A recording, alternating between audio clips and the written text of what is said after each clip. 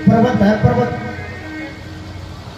क्रौंच नाम था। क्रौंच नाम का भाई आया और उसने जो मखाने थे, फीके दाने थे, उन फीके दानों को अपने हाथों में दिया और अपनी बहन को दिया। शंकर भगवान ने हाथों में दिए और शंकर भगवान ने अग्नि में कर दिया स्वाहा। सजनों, भक्तों ने पूछा, नारद जी ने ब्रह्मदेव से पूछा, हे ब्रह्मा जी, हे पिताश्री, इन मखानों का महत्व क्या है?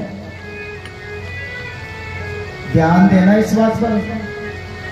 अब क्या कह रहे हैं ब्रह्मा जी? ब्रह्मा जी ने कहा कि ये भाई कहना चाहता है कि मैं इस पवित्र अग्नि में ना कोई कागज जला सकता, ना कोई कपड़ा जला सकता हूं।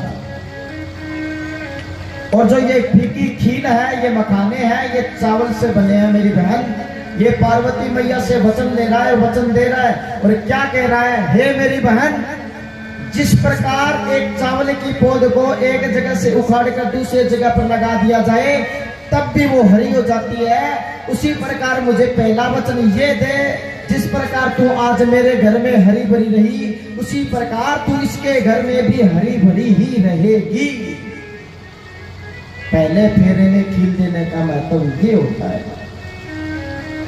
दूसरा फेरा दिया, दूसरी बार भाई ने फिर खील दिया हाथ में। ब्रह्मा जी से नारद जी ने पूछा, अब क्यों दे रहा है?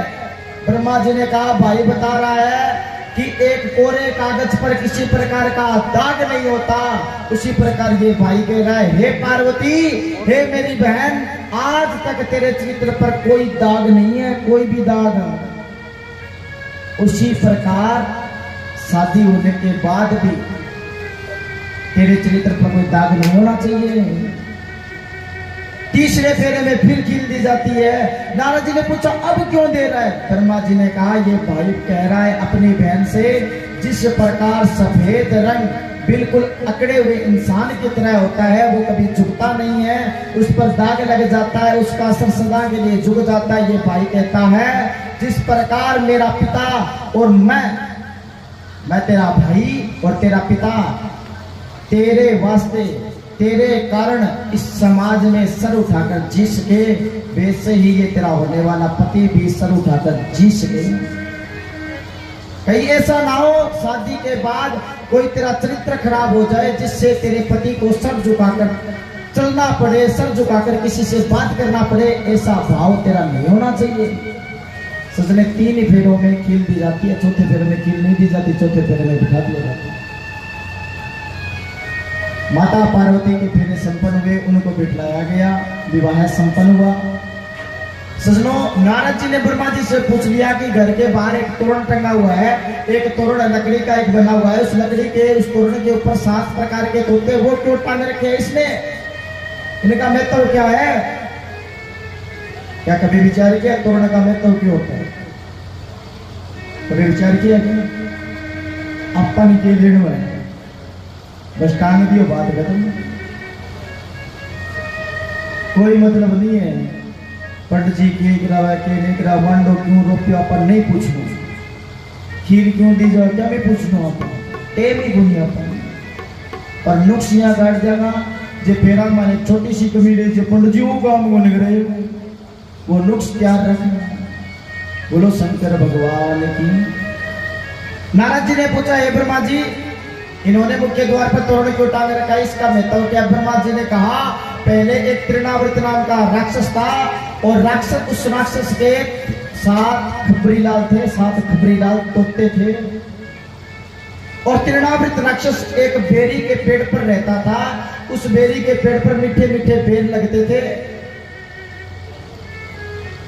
और वो राक्षस उस पेड़ पर सोया रहता था। खबरीलाल उसके तोते थे, वो नगर नगर घूमते आकर बताते, महाराज आज फलाने फलाने गांव में बेटे की शादी है। जैसे उस तृणावृत राक्षस को ये पता लगता, तृणावृत राक्षस आता और कन्या को उठाकर ले आता, विवाह खंडित हो जाता। सजनों, गांव वालों ने संत महात्मा से पूछा, इसका कोई उपाय है? संत महात्मा ने कहा कि आप एक काम कीजिए। बोले क्या? बोले ये बेरी के वृक्ष पर रहता है, और बेरी के वृक्ष पर बेर लगे हुए हैं, आप सभी गांव वाले उस बेरी के वृक्ष पर जाइए, और उस पर जितने भी बेर लगे हैं उन सबको जहर लगा दीजिए। जैसे ही वो खबरीलाल आएंगे, जैसे ही वो राक्षस आएगा, जैसे ही बेर खाएंगे वो सभी के सभी मर जाएंगे, आपकी समस्या का हल हो जाएगा। सजनों, उसी वक्त से गांव वालों ने यही सोचा और गांव वाले गए बेरी के पेड़ पर, जैसे जहर छिड़का, राक्षस आया, राक्षस ने वो बेर खाए, राक्षस मर गया, सातों के सातों खबरीलाल मर गए। परंतु एक रिवाज चल गया। ऋषियों ने कहा बेरी की लकड़ी से, हाथी के हाथ से एक तोरण बनाया जाए और वो तोरण घर के मुख्य द्वार पर टांगा जाए, ताकि तृणावृत नामक जैसा राक्षस और उसके साथ खबरीलाल जैसे तोते कभी भी हमारे घर की तरफ आंख उठाकर भी ना देखे, इसी विवाह को कोई खंडित ना कर सके। इसीलिए आज से ये तोरण टांगना आवश्यक है। इसीलिए तोरण टांगा जाता है घर के मुख्य द्वार पर। और कोई बुजुर्ग, कोई पुराना घर अगर आपके गांव में होगा तो आज भी आपको 20 साल पुराना तोरण उस घर के बाहर मिल जाएगा।